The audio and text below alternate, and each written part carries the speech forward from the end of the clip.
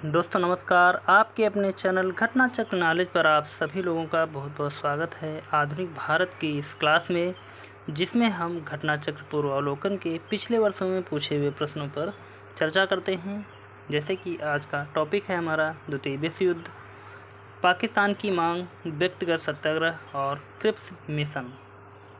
तो इन सभी टॉपिकों पर हम 40 महत्वपूर्ण प्रश्नों को लेकर आए हैं और इसके साथ में हम आपको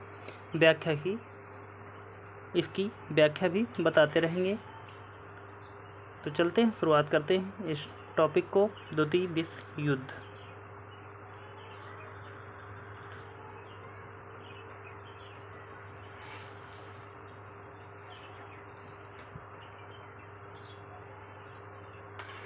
द्वितीय विश्व युद्ध के बारे में हम थोड़ी सी जानकारी आपको देंगे। जैसे कि द्वितीय विश्व युद्ध कब प्रारंभ हुआ था, तो आप द्वितीय विश्व युद्ध को लिख देंगे। कब हुआ था?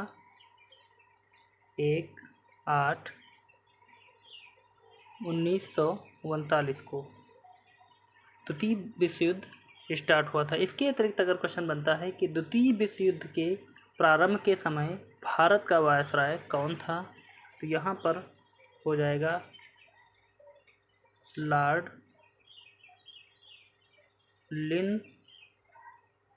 लिथगो।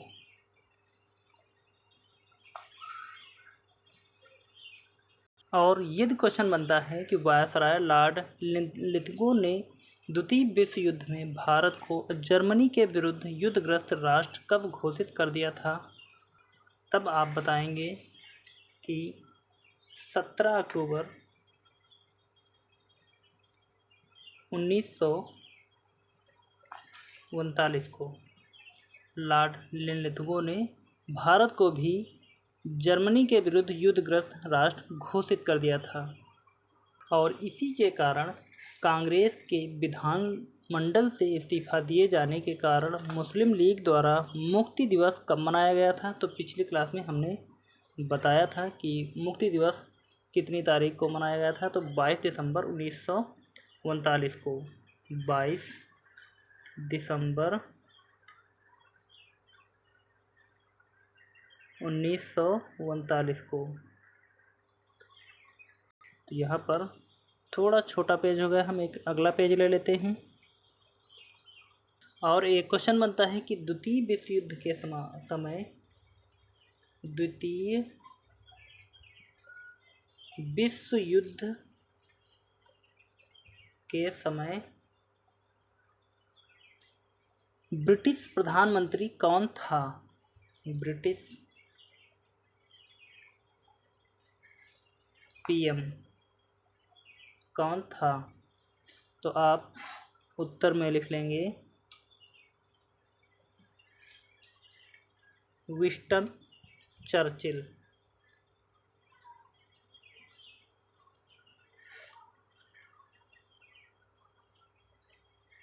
Winston Churchill. और उसी समय एक नारा उठा था जो था वर्ष 1930 में मुस्लिम लीग के इलाहाबाद अधिवेशन में सर्वप्रथम किसके द्वारा एकल मुस्लिम राष्ट्र की मांग की गई थी, यानी कि एकल मुस्लिम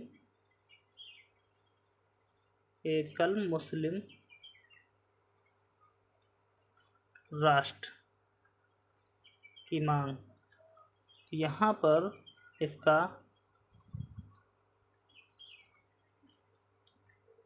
नाम हो जाएगा मोहम्मद इकबाल का।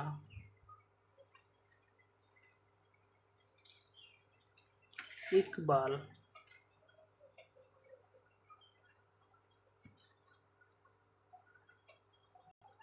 और 1933 में पाकिस्तान शब्द का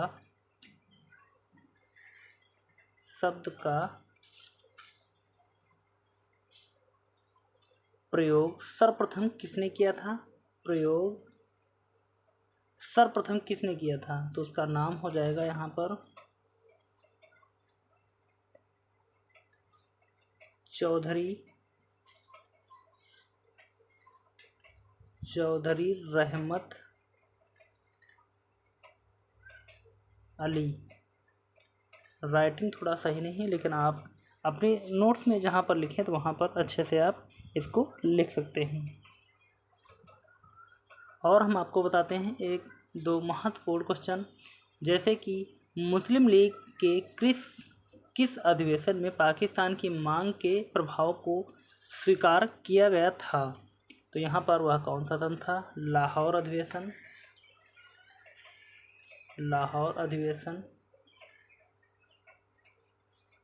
1940। पाकिस्तान प्रस्ताव की रूपरेखा किसके द्वारा तैयार की गई थी? तो यहाँ पर उसका हो जाएगा सिकंदर हयात खां के द्वारा। और यह कथन किसका था? नेहरू एक राष्ट्रभक्त है जबकि जिन्ना एक राजनीतिज्ञ। यह कथन किसका था? तो कथन आप फिर से हम बोल देते हैं कि लिख लें। नेहरू एक राष्ट्रभक्त हैं जबकि जिन्ना एक राजनीतिज्ञ हैं। तो यह कथन मोहम्मद इकबाल का था।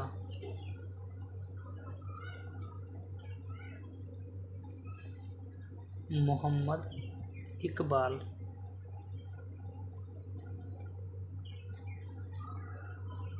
तो चलते हैं, यहाँ पर हमने कुछ महत्वपूर्ण व्याख्या बताई और या महत्वपूर्ण क्वेश्चनों पर चर्चा की, और आगे हम MCQ लेकर आए हैं, उनको देखते हैं। उसके बाद में जहाँ पर आवश्यकता पड़ती है हम वहाँ पर इन प्रश्नों को आपके सामने प्रस्तुत करते रहेंगे। तो आज का पहला प्रश्न है हमारा, द्वितीय विश्व युद्ध के संबंध में भारतीय राष्ट्रीय कांग्रेस की क्या नीति थी?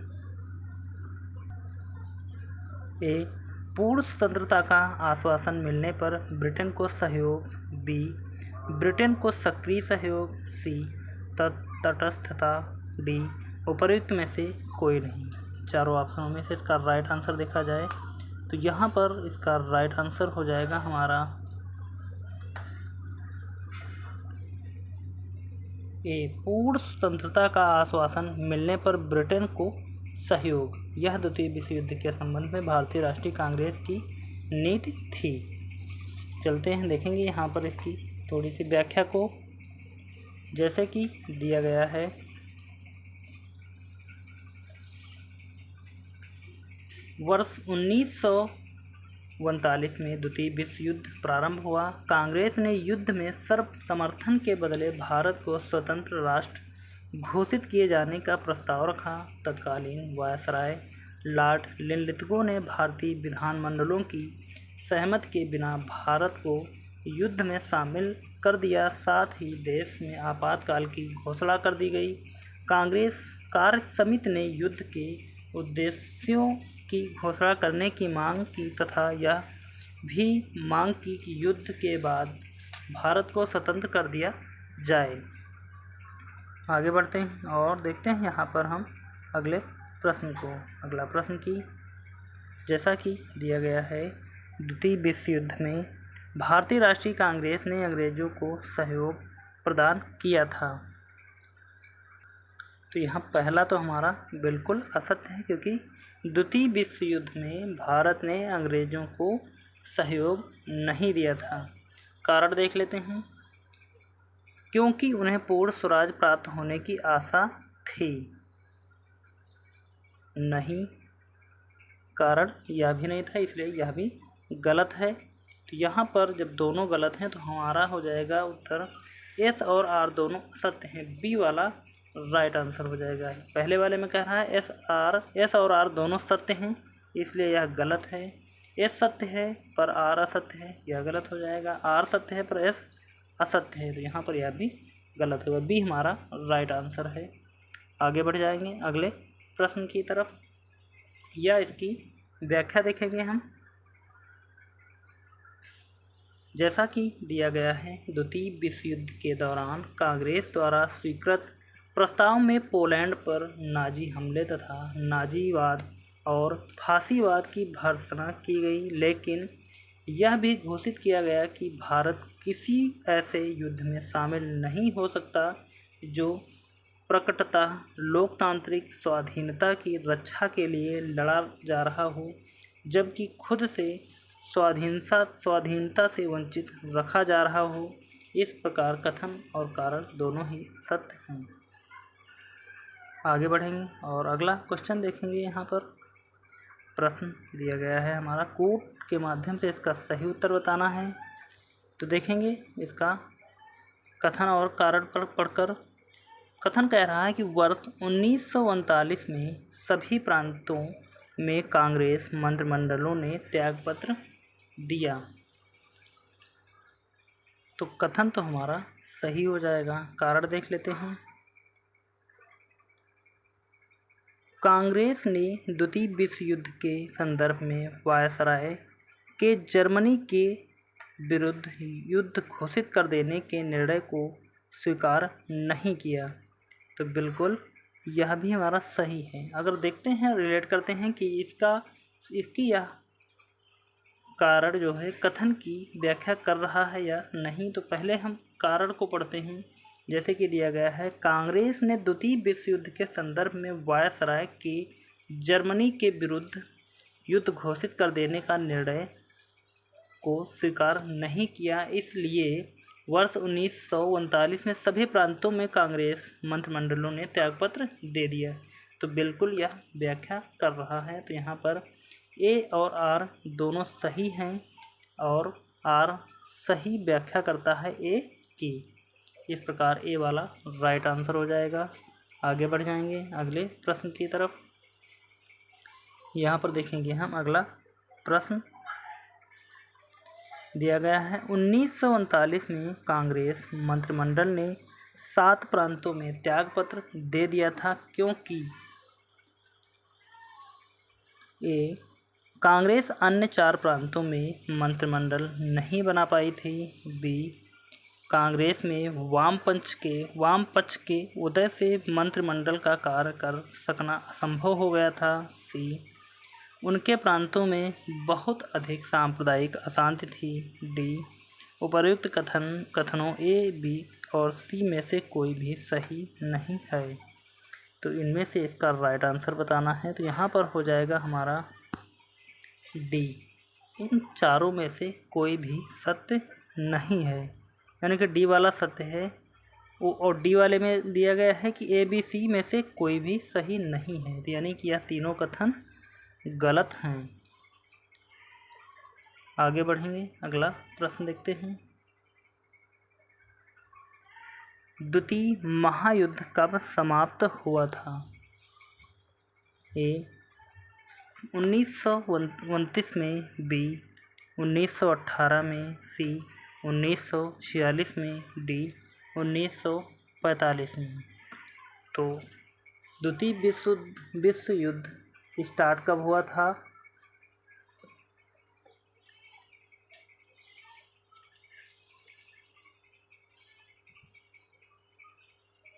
एक सितंबर 1939 को स्टार्ट हुआ था और समाप्त कब हुआ था?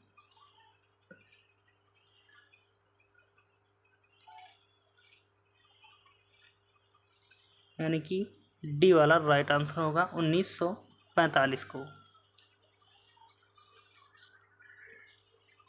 व्याख्या देखेंगे इसकी हम। द्वितीय विश्व युद्ध 1 सितंबर 1939 को जर्मनी के पोलैंड पर आक्रमण के साथ प्रारंभ हुआ था, जो कि वर्ष 1945 में समाप्त हुआ था। आगे बढ़ेंगे अगला प्रश्न देखते हैं। अगला प्रश्न है, द्वितीय विश्व युद्ध के समय ब्रिटेन का प्रधानमंत्री कौन था? तो अभी हमने जैसा कि बताया था, 4 ऑप्शनों में से देखते हैं पहले। A Clement Attlee, B Anthony Eden, C Winston Churchill, D Harold Wilson. तो यहाँ पर अभी हमने बताया था कि द्वितीय विश्व युद्ध के समय ब्रिटेन का प्रधानमंत्री सी वाला ऑप्शन सही होगा, विंस्टन चर्चिल। आगे बढ़ते हैं अगले प्रश्न की तरफ। और अगला प्रश्न यहाँ पर है, अगला टॉपिक जो यहाँ से स्टार्ट होगा हमारा, पाकिस्तान की मांग।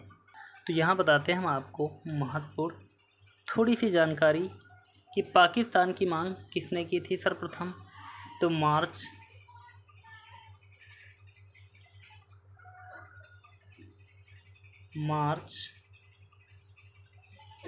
1940 में मुस्लिम लीग के लाहौर अधिवेशन में अपने अध्यक्षीय भाषण के दौरान मोहम्मद अली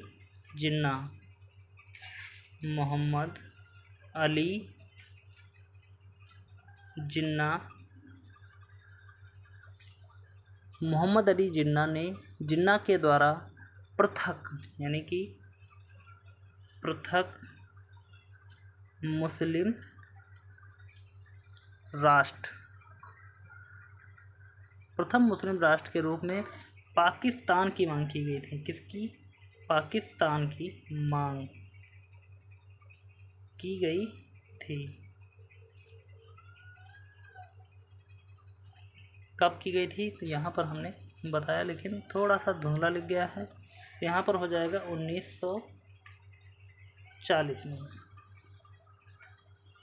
स्वीकार कब किया गया था? तो जैसा कि अभी हमने बताया था, यह मांग स्वीकार की गई थी लाहौर अधिवेशन में।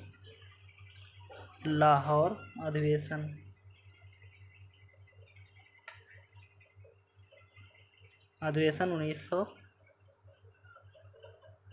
1940 में। और मुस्लिम लीग द्वारा पाकिस्तान दिवस कब मनाया गया था? तो 23 मार्च 1943। 23 मार्च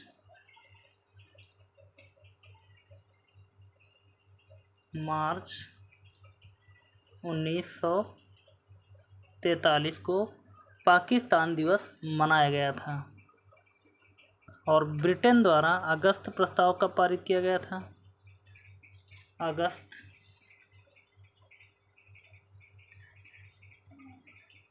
प्रस्ताव कब पारित हुआ था? तो 8 अगस्त हो जाएगा। 8 अगस्त 1940 को। तो देखते हैं, अब इसके हम महत्वपूर्ण प्रश्नों पर चर्चा करेंगे, उसके बाद में हम व्यक्तिगत सत्याग्रह टॉपिक पर चर्चा करेंगे। तो पहला प्रश्न यहाँ पर दिया गया है, भारतीय मुसलमानों के पृथक राज्य के लिए पाकिस्तान शब्द का प्रयोग सबसे पहले निम्न में से किसने किया? A. Sir Mohammad Iqbal, B. Sir Aga Khan, C. M.A. Jinnah, D. Chaudhry Rahmat Ali व उनके मित्रों ने। तो यहाँ पर इसकी महत्वपूर्ण व्याख्या दी गई है। अभी हमने इसकी महत्वपूर्ण व्याख्या में हमने बताया था कि भारतीय मुसलमानों के पृथक राज्य के लिए पाकिस्तान शब्द का प्रयोग सबसे पहले निम्न में से किसने प्रयोग किया या किसने लिया था? तो इसका राइट आंसर यहाँ पर हमने बताया था, हो जाएगा चौधरी रहमत अली व उनके मित्रों ने। आगे बढ़ेंगे अगले प्रश्न की तरफ। अगला प्रश्न है, मुसलमानों के लिए पृथक राष्ट्र का विचार दिया था किसने? ए. मोहम्मद अली जिन्ना ने, बी. सर सैयद अहमद खान ने, सी. सर मोहम्मद इकबाल ने, डी. लियाकत अली खान ने। इन चारों ऑप्शनों में से इसका राइट आंसर देखें। यहाँ पर इसका राइट आंसर हो जाएगा सी. सर मोहम्मद इकबाल ने मुसलमानों के लिए पृथक राष्ट्र का विचार दिया था। अगला प्रश्न देखते हैं, निम्नलिखित में से किसने सर्वप्रथम भारत में एक पृथक मुस्लिम राज्य का प्रस्ताव रखा था? ए. आगा खां, बी. M.A. जिन्ना, सी. लियाकत अली खां, डी. मोहम्मद इकबाल। इन चारों ऑप्शनों में से इसका राइट आंसर देखें। तो यहाँ पर इसका राइट आंसर हो जाएगा हमारा मोहम्मद इकबाल ने सर्वप्रथम भारत में एक पृथक मुस्लिम राज्य का प्रस्ताव रखा। अगला प्रश्न, निम्नलिखित में से किसने मोहम्मद अली जिन्ना को हिंदू मुस्लिम एकता का दूत कहा था? A. Sarojini Naidu, B. Annie Besant, C. Rajkumari Amrit Kaur, D. Arora Asaf Ali. इन चारों ऑप्शनों में से इसका राइट आंसर देखें। यहाँ पर हो जाएगा इसका right answer A. Sarojini Naidu ने हिंदू मुस्लिम एकता का दूत कहा था मोहम्मद अली जिन्ना को। अगला प्रश्न है कथन नेहरू एक राष्ट्रभक्त हैं जबकि जिन्ना एक राजनीतिज्ञ हैं, व्यक्त किया गया था किसके द्वारा? ए. एम के गांधी द्वारा, बी. मौलाना आज़ाद द्वारा, सर मोहम्मद इकबाल द्वारा, डी. खान अब्दुल गफ्फार खान द्वारा। तो अभी हमने बताया था कि यह कथन नेहरू एक राष्ट्रभक्त हैं जबकि जिन्ना एक राजनीतिज्ञ हैं, व्यक्त किया था सर मोहम्मद इकबाल द्वारा। आगे बढ़ते हैं और देखते हैं अगला प्रश्न। अगला प्रश्न है मुस्लिमों के लिए एक पृथक देश की प्रथम बार एक निश्चित अभिव्यक्ति कहाँ हुई थी? ए. 1930 के मुस्लिम लीग के इलाहाबाद अधिवेशन के इकबाल के अध्यक्षीय भाषण में, बी. कैम्ब्रिज पैम्फलेट में, सी. 1940 के मुस्लिम लीग के लाहौर अधिवेशन में, डी.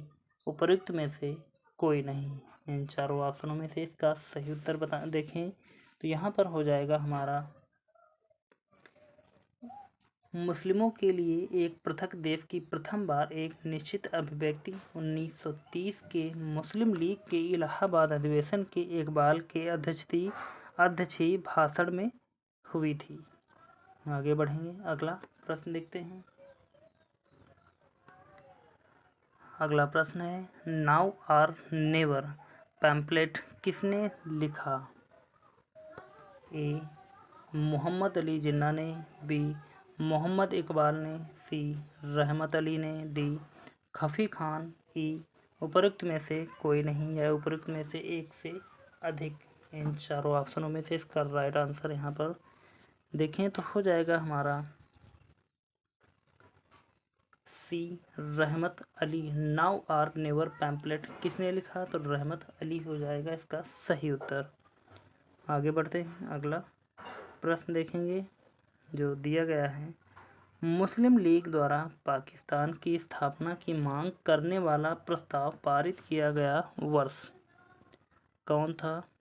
ए. 1939 में, बी. 1940 में, सी. 1941 में, डी. 1942 में। इन चारों ऑप्शनों में से यहाँ पर इसका सही उत्तर बताना है कि मुस्लिम लीग द्वारा पाकिस्तान की स्थापना की मांग करने वाला प्रस्ताव पारित किया गया वर्ष था हमारा 1940 में। व्याख्या देखेंगे इसकी हम।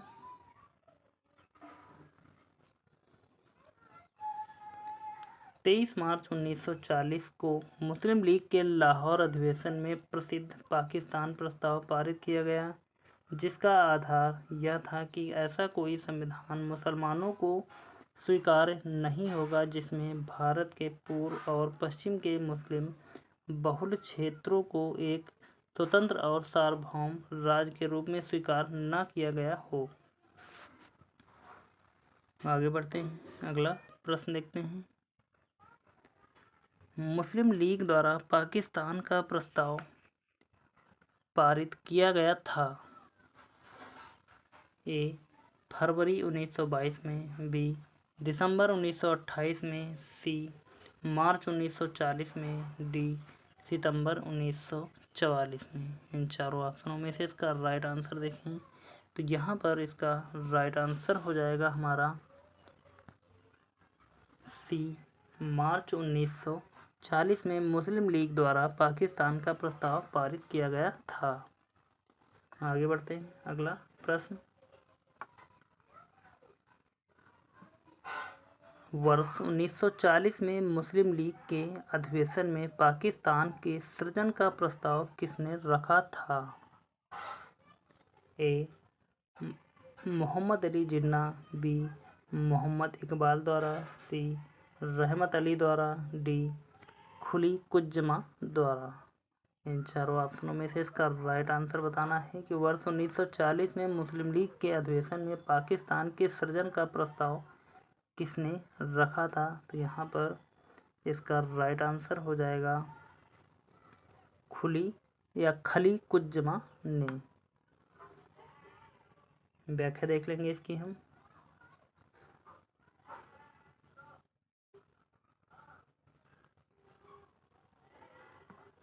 दिया गया है 23 मार्च 1940 को मुस्लिम लीग के वार्षिक अधिवेशन में प्रसिद्ध लाहौर प्रस्ताव यानी कि पाकिस्तान प्रस्ताव पास किया गया, जिसके तहत भारत का विभाजन एक पृथक मुस्लिम राष्ट्र की मांग की गई। इस प्रस्ताव को फजलुल हक ने प्रस्तुत किया और खलीकुज्जमा ने इसका अनुमोदन किया। इसकी रूपरेखा तैयार करने में सर सिकंदर हयात खां, फजलुल हक और खलीकुज्जमा की विशेष भूमिका थी। आगे बढ़ते हैं, अगला प्रश्न देखते हैं। अगला प्रश्न है, पाकिस्तान प्रस्ताव की रूपरेखा किसने तैयार की?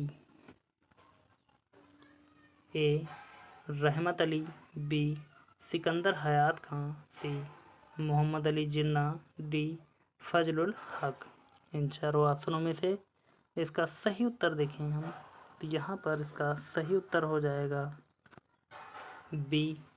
सिकंदर हयात खां ने पाकिस्तान प्रस्ताव की रूपरेखा तैयार की थी। अगला बढ़ते हैं अगले प्रश्न की तरफ। अगला प्रश्न, मुस्लिम लीग का वार्षिक अधिवेशन जिसमें जिन्ना के दो राष्ट्र के सिद्धांत को मान्यता दी गई थी हुआ था? ए. लाहौर में, बी. कराची में, सी. बम्बई में, डी. लखनऊ में। तो यहाँ पर इसका सही उत्तर देखें तो आप यदि ऑप्शन के अनुसार काटना चाहें तो यहाँ लखनऊ तो कतई होगा ही नहीं, और जिस समय इसकी स्थापना या मांग की जा रही थी तो पाकिस्तान, बांग्लादेश और भारत तीनों देश एक ही थे। तो इस प्रकार यहाँ पर आप कराची और लाहौर में से एक चुन सकते हैं, बम्बई भी यहाँ पर नहीं होगा। तो यहाँ पर अब बचा हमारे पास दो ऑप्शन, और दोनों में से आप काटना चाहें तो यहाँ पर कराची का नाम आपने नहीं देखा, यहाँ पर लाहौर अधिवेशन में इसकी बात की गई थी। तो इस प्रकार हम सही उत्तर तक आसानी से पहुँच सकते हैं। व्याख्या देख लेंगे इसकी हम।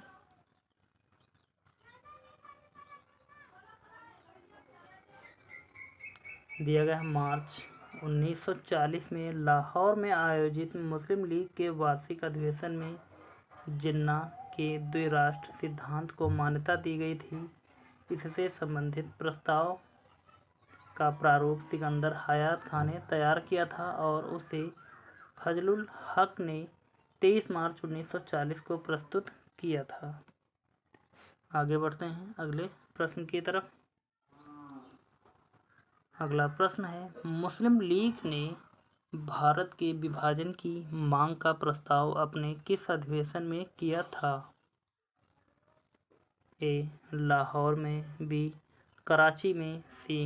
इलाहाबाद में, डी. ढाका में। इसका सही उत्तर यहाँ पर देखें तो हो जाएगा हमारा राइट आंसर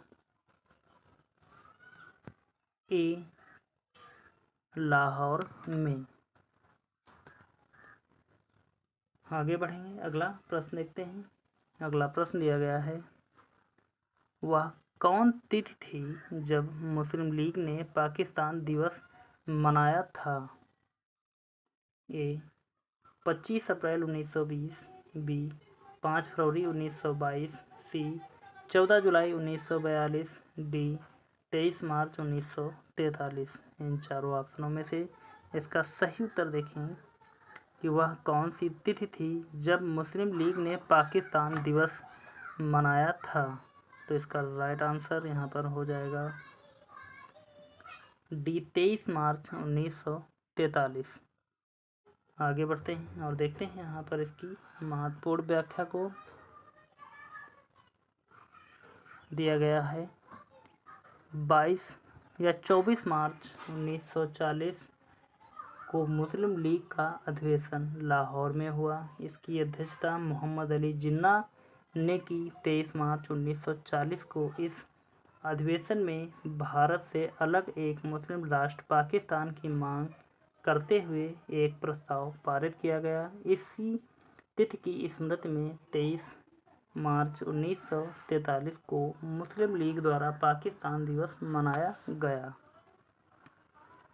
आगे बढ़ते हैं, अगला प्रश्न देखते हैं। अगला प्रश्न है, मुस्लिम लीग के लाहौर अधिवेशन 1940 की अध्यक्षता किसने की थी? ए, लियाकत अली खां, बी, चौधरी खलीकुज्जमा, सी, मोहम्मद अली जिन्ना, डी, फातिमा जिन्ना। इन चारों ऑप्शनों में से इसका राइट आंसर यहाँ पर हो जाएगा सी, मोहम्मद अली जिन्ना। तो यहाँ पर पाकिस्तान की मांग से संबंधित 17 महत्वपूर्ण प्रश्न बने थे। उन सभी प्रश्नों पर हमने चर्चा की और यह प्रीवियस ईयर क्वेश्चन जो हैं अगले आने वाले एग्जामों में बार बार पूछने की संभावना बनी रहती है, इसलिए हम इन पर बहुत ही विस्तार से इनकी प्रश्नों पर चर्चा कर चुके हैं। अगला टॉपिक है हमारा व्यक्तिगत सत्याग्रह 1940। दिया गया है व्यक्तिगत सत्याग्रह कब प्रारंभ किया गया था? 17 अक्टूबर 1940 को। और इसके अतिरिक्त यदि देखें व्यक्तिगत सत्याग्रह के प्रारंभ किए जाने का मूल उद्देश्य क्या था, तो मूल उद्देश्य में अगर देखें तो अगस्त प्रस्ताव तथा भारत को द्वितीय विश्व युद्ध में शामिल किए जाने का विरोध करना था।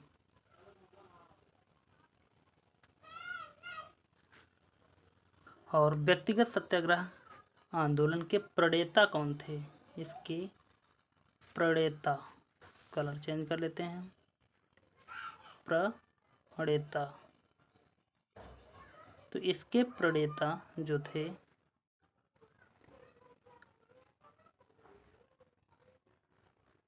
महात्मा गांधी। व्यक्तिगत सत्याग्रह के प्रणेता थे। और व्यक्तिगत सत्याग्रह के लिए आंदोलन के लिए प्रथम सत्याग्रही किसे चुना गया था? यानी कि व्यक्तिगत सत्याग्रह के लिए प्रथम सत्याग्रही यानी कि फर्स्ट सत्याग्रही, प्रथम सत्याग्रही महात्मा गांधी द्वारा जो चुना गया था वह थे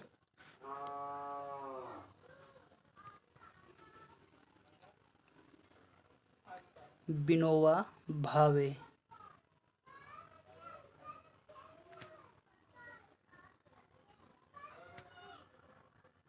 और द्वितीय सत्याग्रही किसे चुना गया था? यहाँ पर थोड़ा सा पेज की कमी है तो यहाँ पर लिख लेंगे हम द्वितीय यानी कि सेकंड सत्याग्रही महात्मा गांधी द्वारा किसे चुना गया था?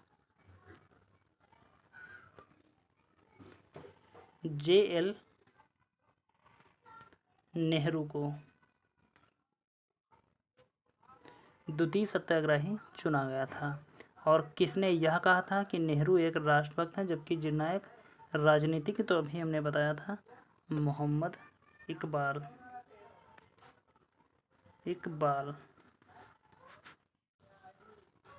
तो यहाँ पर हमने थोड़ी सी प्रश्नों पर चर्चा की। अब देखते हैं इसके जो पूछे हुए प्रश्न हैं या व्याख्या के बाद में हम उन प्रश्नों पर चर्चा करेंगे। जैसे कि दिया गया है, अगस्त प्रस्ताव को पूरी तरह अस्वीकार करते हुए कांग्रेस ने गांधी जी के नेतृत्व में व्यक्तिगत सत्याग्रह शुरू किया। यह सत्याग्रह ब्रिटिश सरकार की भारत नीति के प्रति नैतिक विरोध की प्रतीकात्मक अभिव्यक्ति थी। व्यक्तिगत सत्याग्रह की शुरुआत 17 अक्टूबर 1940 को हुई। विनोबा भावे प्रथम सत्याग्रही थे तथा पंडित जवाहरलाल नेहरू दूसरे।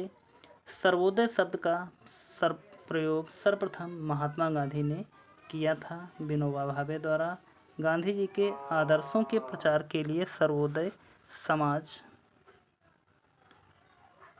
स्थापित किया। सीधे प्रश्नों से स्टार्ट करेंगे अब हम। जैसे कि दिया गया है, महात्मा गांधी द्वारा व्यक्तिगत सत्याग्रह आंदोलन के लिए प्रथम सत्याग्रही कौन चुना गया? ए. जवाहरलाल नेहरू, बी. सरदार पटेल, सी. सरोजनी नायडू, डी. विनोबा भावे। इन चारों ऑप्शनों में से इसका राइट आंसर देखें तो यहाँ पर इसका राइट आंसर हो जाएगा डी. विनोबा भावे। अगला प्रश्न या इसकी महत्वपूर्ण व्याख्या देखेंगे हम। दिया गया है, अगस्त प्रस्ताव को पूरी तरह अस्वीकार करते हुए कांग्रेस ने गांधी जी के नेतृत्व में व्यक्तिगत सत्याग्रह शुरू किया। यह सत्याग्रह ब्रिटिश सरकार की भारत नीति के प्रति नैतिक विरोध की प्रतीकात्मक अभिव्यक्ति थी। व्यक्तिगत सत्याग्रह की शुरुआत 17 अक्टूबर 1940 को हुई। विनोबा भावे प्रथम सत्याग्रही थे तथा पंडित जवाहरलाल नेहरू दूसरे। आगे बढ़ते हैं और देखेंगे यहाँ पर अगले प्रश्न को। अगला प्रश्न दिया गया है, व्यक्तिगत सत्याग्रह आंदोलन के प्रधान सत्याग्रही कौन थे? ए. सरोजनी नायडू, बी. सी. राजगोपालाचारी, सी. विनोबा भावे, डी. सुभाष चंद्र बोस, ई. उपरोक्त में से कोई नहीं या उपरोक्त में से एक से अधिक। तो इसका सही उत्तर यहाँ पर देखना है तो हो जाएगा व्यक्तिगत सत्याग्रह आंदोलन की या के प्रधान सत्याग्रही हो जाएगा। जो प्रथम होते हैं उन्हें प्रधान सत्याग्रही कहा जाता है। तो वह थे विनोबा भावे और दूसरे थे जे.एल. नेहरू। अगला प्रश्न, व्यक्तिगत सत्याग्रह यानी कि इंडिविजुअल सिविल डिसोबीडियंस किसने आरंभ किया? ए.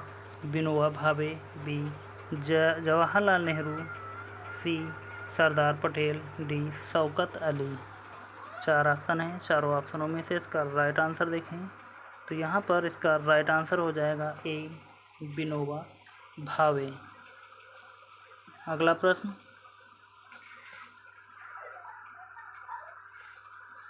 प्रश्न, है व्यक्तिगत सत्याग्रह में विनोबा भावे को प्रथम सत्याग्रही चुना गया था। दूसरा कौन था? ए. Doctor Rajendra Prasad, B. पंडित जवाहरलाल नेहरू, सी. सिराज गोपालाचारी, डी. सरदार वल्लभ भाई पटेल को। तो इसमें इसका सही उत्तर हो जाएगा हमारा पंडित जवाहरलाल नेहरू को व्यक्तिगत सत्याग्रह का दूसरा व्यक्ति चुना गया था। आगे बढ़ते हैं अगले प्रश्न की तरफ। अगला प्रश्न है, सर्वोदय शब्द का प्रयोग सर्वप्रथम किसने किया था? ए. महात्मा गांधी, बी. पंडित जवाहरलाल नेहरू, सी. विनोबा भावे, डी. जयप्रकाश नारायण। इनमें से इसका सही उत्तर ये देखें तो हो जाएगा हमारा ए. सर्वोदय शब्द का प्रयोग सर्वप्रथम महात्मा गांधी ने किया था। आगे बढ़ते हैं, देखेंगे इसकी थोड़ी सी व्याख्या को। दिया गया, सर्वोदय शब्द का प्रयोग सर्वप्रथम महात्मा गांधी ने किया था। विनोबा भावे द्वारा गांधी जी के आदर्शों के प्रचार के लिए सर्वोदय समाज की स्थापना की गई थी। आगे बढ़ते हैं और देखते हैं यहाँ एक अगले टॉपिक की तरफ। अगला टॉपिक है हमारा क्रिप्स मिशन 1942। तो यहाँ पर दिया गया है क्रिप्स मिशन 1942। तो सबसे पहले आपके दिमाग में चले क्रिप्स मिशन क्या था या यह क्यों लाया गया? तो भारत में स्वशासन स्थापित करने के लिए या करने के उद्देश्य से ब्रिटेन द्वारा क्रिप्स मिशन की घोषणा कब की गई थी? मार्च 1942 में। मार्च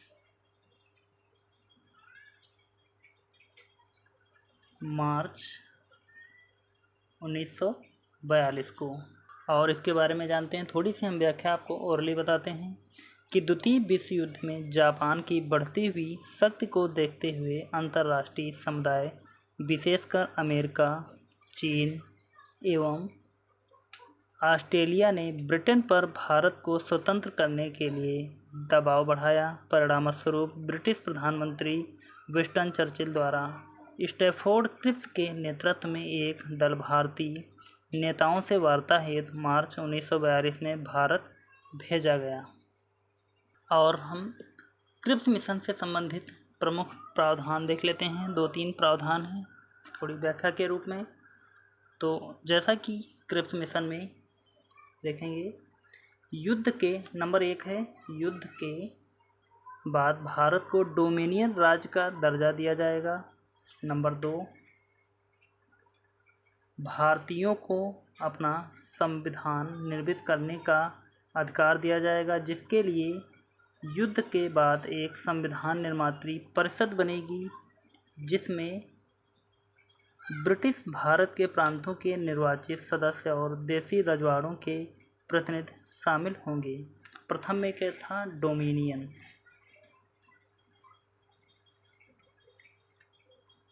द्वितीय में स्वतंत्र था। तीसरा देखते हैं, तीसरे में था ब्रिटिश भारत का कोई प्रति यदि नए संविधान को स्वीकार न करना चाहे तो उसे वर्तमान संवैधानिक स्थिति बनाए रखने का अधिकार होगा। नए संविधान को न स्वीकार करने वाले प्रांतों को अपना अलग संविधान बनाने की आज्ञा होगी। यह तीसरा था। और चौथा देखेंगे, चौथे में क्या कह रहे थे? युद्ध के दौरान ब्रिटिश वायसराय की एक नई कार्यकारी परिषद का गठन किया जाएगा, जिसमें भारतीय जनता के प्रमुख वर्गों के प्रतिनिधि शामिल होंगे, परंतु रक्षा मंत्रालय ब्रिटिश नेतृत्व के पास होगा। तो इस प्रकार क्रिप्स मिशन के महत्वपूर्ण या शब्द या व्याख्या थी। देखेंगे इसके महत्वपूर्ण प्रश्नों पर जो अब तक के पिछले वर्षों में पूछे हुए एग्जामों में बार बार रिपीट होते रहे हैं। जैसा कि पहला प्रश्न दिया गया है, भारत में क्रिप्स मिशन किस वर्ष आया था? ए 1940, बी 1942, सी 1944, डी 1946। तो इसका राइट आंसर यहाँ पर हो जाएगा, भारत में क्रिप्स मिशन 1942 में आया था। आगे बढ़ते हैं, देखेंगे यहाँ पर इसकी महत्वपूर्ण व्याख्या को। जैसे कि दिया गया है, द्वितीय विश्व युद्ध में जापान की बढ़ती हुई शक्ति को देखते हुए अंतर्राष्ट्रीय समुदाय, विशेषकर अमेरिका, चीन एवं ऑस्ट्रेलिया ने ब्रिटेन पर भारत को स्वतंत्र करने के लिए दबाव बढ़ाया, जिसके फलस्वरूप स्टैफोर्ड क्रिप्स के नेतृत्व में भारतीय नेताओं से वार्ता हेतु मार्च 1942 में भारत आया। अगला प्रश्न देखते हैं यहाँ पर।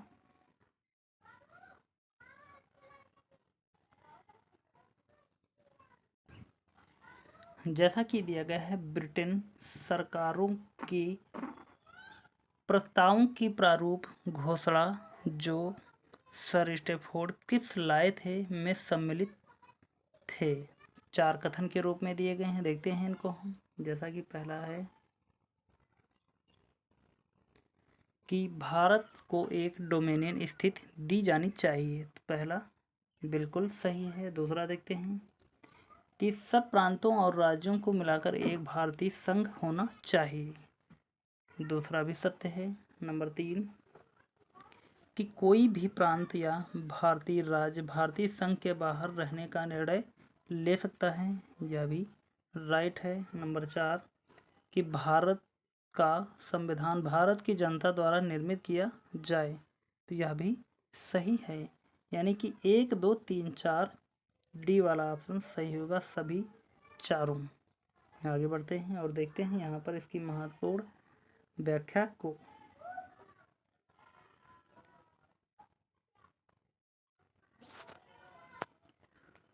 दिया गया है, स्टेफोर्ड क्रिप्स ने मार्च 1942 में भारत पहुंचकर एक प्रस्ताव प्रस्तुत किया जिसकी प्रमुख शर्तें इस प्रकार थीं। नंबर 1, युद्ध के बाद भारत को डोमिनियन राज्य का दर्जा दिया जाएगा जो किसी बाहरी सत्ता के अधीन नहीं होगा। दूसरा देखते हैं, भारतीयों को अपना संविधान निर्मित करने का अधिकार दिया जाएगा जिसके लिए युद्ध के बाद एक संविधान निर्मात्री परिषद बनेगी जिसमें ब्रिटिश भारत के प्रांतों के निर्वाचित सदस्य और देसी रजवाड़ों के प्रतिनिधि शामिल होंगे। तीसरा देखते हैं पॉइंट,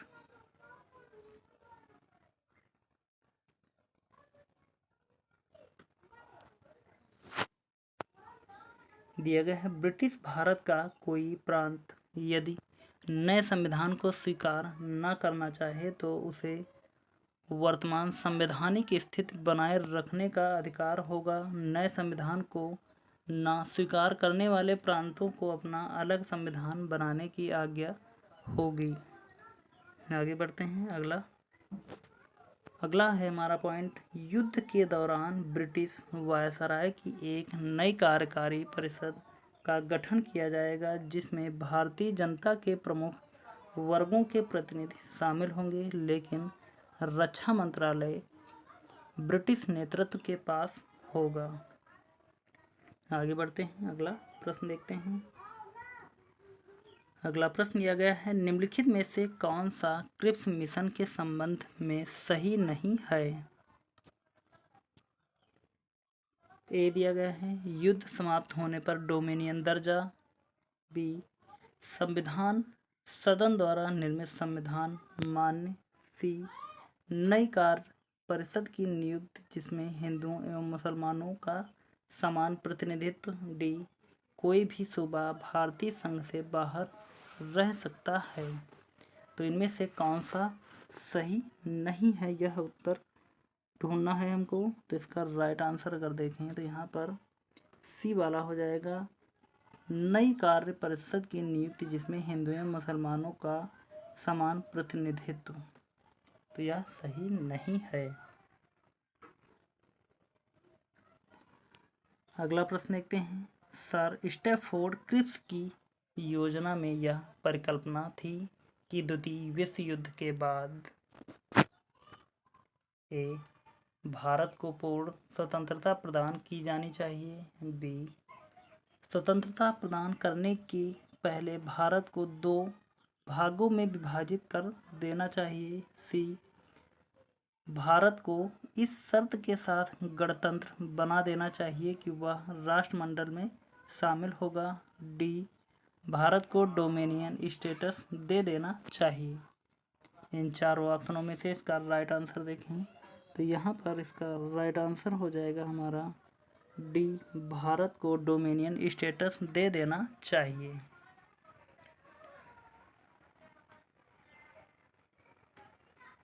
अगला प्रश्न है, किसकी दृष्टि में क्रिप्स प्रस्ताव एक टूटते हुए बैंक के नाम एक उत्तर दिनांकित चेक यानी कि पोस्ट डेटेड चेक अपॉन ए क्रैशिंग बैंक था। ए, महात्मा गांधी। बी, जवाहरलाल नेहरू। सी, जेबी कृपलानी। डी, जयप्रकाश नारायण। इन चारों ऑप्शनों में से इसका राइट आंसर देखें तो यहाँ पर हो जाएगा इसका सही उत्तर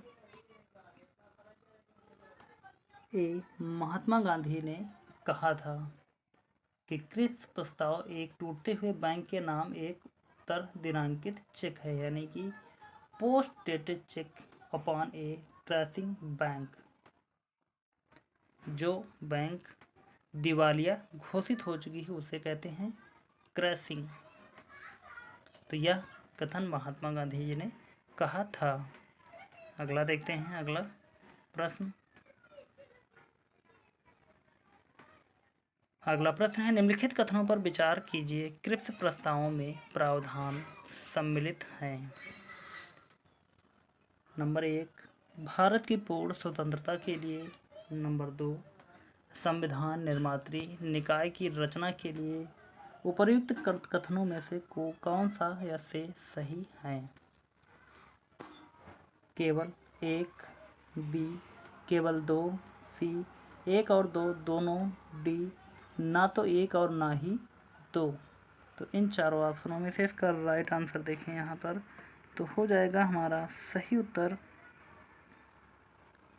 केवल 2, यानी कि पहला गलत है। भारत की पूर्ण स्वतंत्रता के लिए क्रिप्स प्रस्ताव में प्रावधान सम्मिलित हैं, तो यह पहला गलत है। केवल 2 संविधान निर्मात्री निकाय की रचना के लिए, दूसरा सही है। आगे बढ़ जाएंगे, अगला प्रश्न देखते हैं। अगला प्रश्न है, निम्नलिखित प्रधानमंत्रियों में से किसने भारत में क्रिप्स मिशन भेजा? A, James Ramsay MacDonald. B, Stanley Baldwin. C, Neville Chamberlain. D, Winston Churchill. 4 option दिए गए हैं, इनमें से बताना है कि निम्नलिखित प्रधानमंत्रियों में से किसने भारत में क्रिप्स मिशन भेजा था।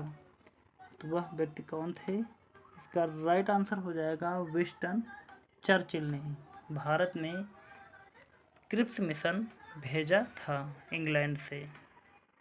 अगला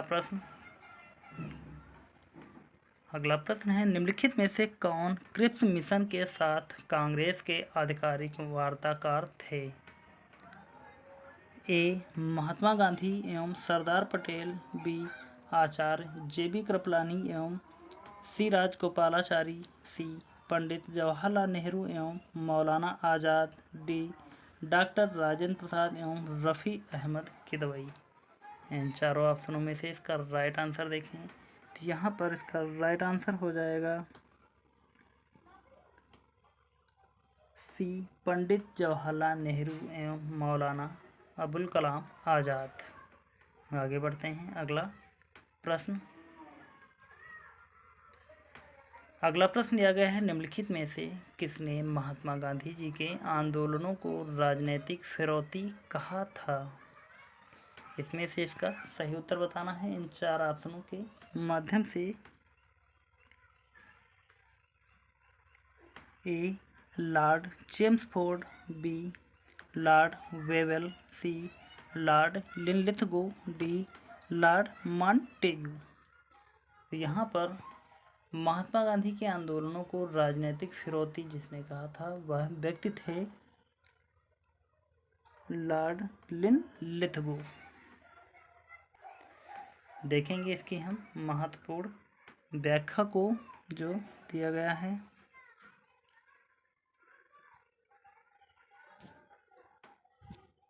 लॉर्ड लिनलिथगो ने गांधी जी के आंदोलनों को राजनीतिक फिरौती कहा। वायसराय और गवर्नर जनरल लॉर्ड लिनलिथगो का कार्यकाल भारत में सबसे लंबा था।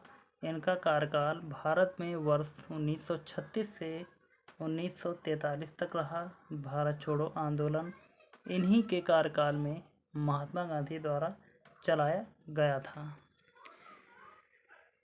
तो यहाँ पर आज इस टॉपिक के भी क्वेश्चन ख़त्म होते हैं और अगला टॉपिक स्टार्ट होता है हमारा भारत छोड़ो आंदोलन। तो यहाँ पर आज के महत्वपूर्ण प्रश्नों पर हमने चर्चा की, तो इन प्रश्नों पर हम कल चर्चा करेंगे।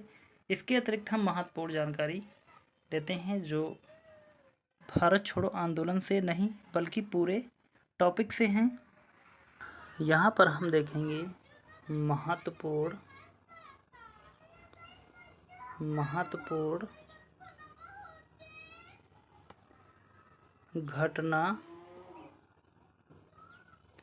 घटनाक्रम एवं उनसे संबंधित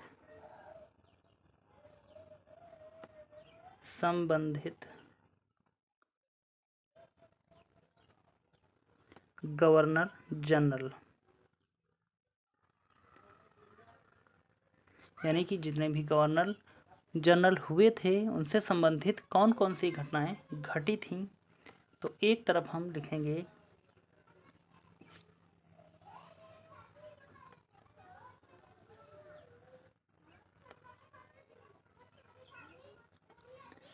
घटनाक्रम,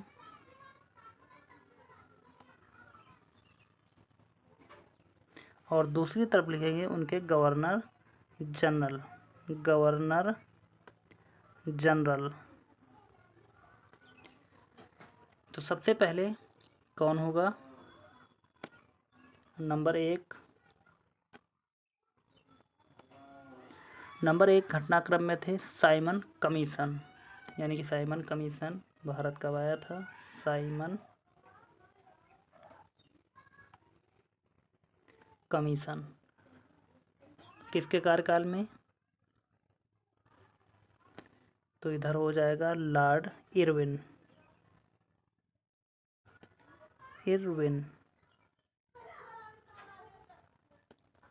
अगला नंबर 2 देखते हैं।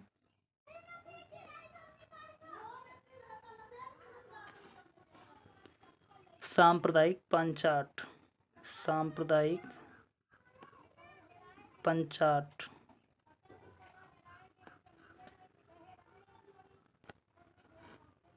गवर्नर जनरल कौन था? Lord Wellington. Lord Wellington. अगला पेज देखते हैं।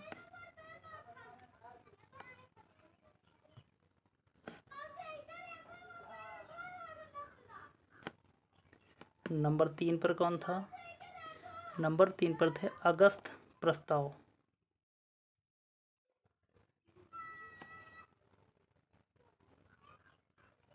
अगस्त प्रस्ताव। तो इधर गवर्नर जनरल कौन था?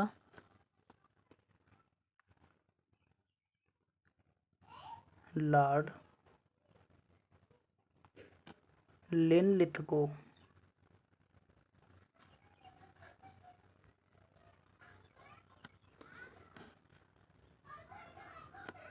नंबर 4 देखेंगे। नंबर 4 पर था Cripps mission.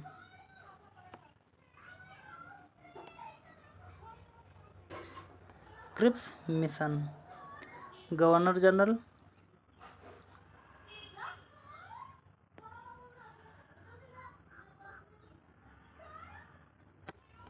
Linlithgow. Lord Linlithgow. अगला देखते हैं। Number 5।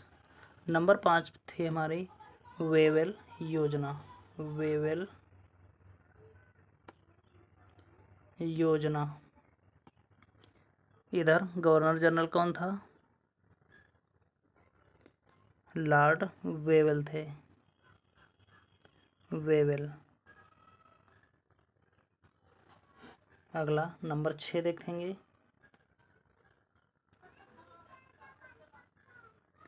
Number 6 cabinet mission.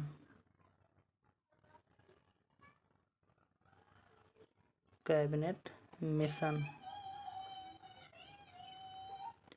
Cabinet mission किसके कार्यकाल में?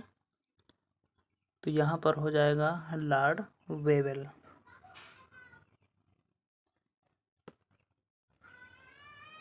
वेवेल। अगला पेज देखते हैं। अगले पेज को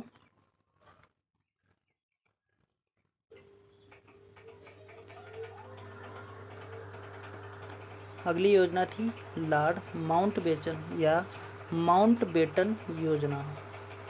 नंबर 6 माउंट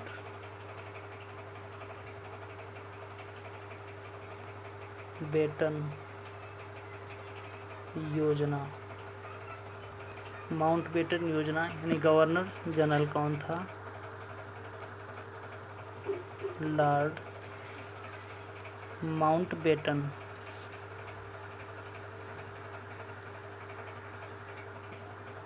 7 नंबर देखेंगे। Balkan plan.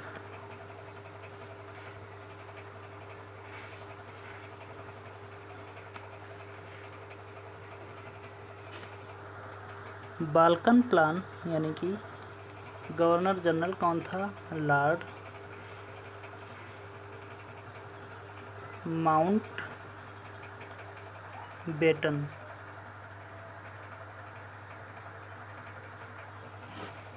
तो यहाँ पर हमने महत्वपूर्ण घटनाक्रम एवं उनसे संबंधित गवर्नर जनरल पर चर्चा की। थोड़ी सी इसकी राइटिंग सही नहीं, लेकिन आप जब इसको सुनने के साथ में लिखेंगे तो आप इसको आसानी से समझ जाएंगे। तो यहाँ पर आज के जितने भी प्रश्न बने थे उन पर हमने चर्चा की। और अगला टॉपिक, जैसा कि हमने बताया कि भारत छोड़ो आंदोलन है हमारा, इस टॉपिक से आप थोड़ा बहुत देख कर आएंगे और इन पर हम आप मिलकर चर्चा करेंगे।